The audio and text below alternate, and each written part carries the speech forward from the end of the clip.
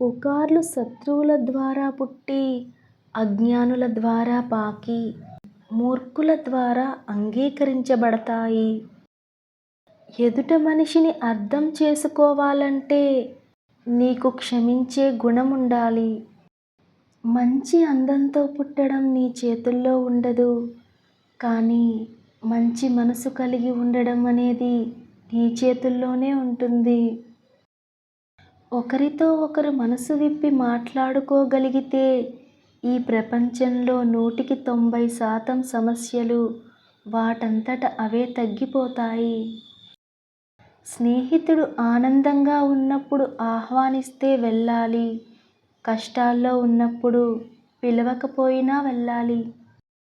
మనిషికి మమకారం ఎప్పటికీ తోడుగా ఉంటుంది, కానీ అహంకారం ఎప్పటికైనా ఒంటరిని చేస్తుంది.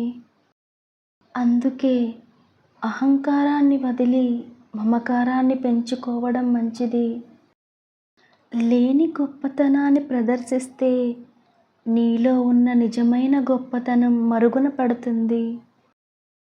ప్రతి ఒక్కరి జీవితంలో తట్టుకోలేనంత బాధ ఖచ్చితంగా ఉంటుంది, కానీ బ్రతుకుతున్నారు ఎందుకంటే రేపటి రోజు సంతోషం వస్తుంది అనే చిన్న ఆశ. ఇదే జీవితం.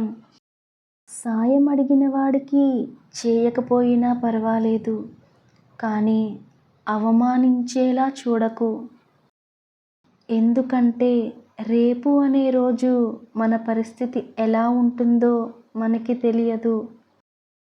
నీవు సంతోషంగా ఉండు, ఈ సంతోషాన్ని నలుగురితో పంచుకో. అదే అసలు సిసలైన సంతోష రహస్యం.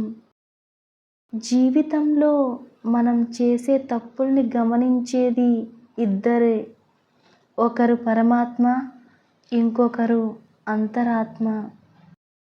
శరీరానికి మరణం ఒకసారి మాత్రమే, కానీ మనసు తప్పు చేసిన ప్రతిసారి మరణంతో సమానం.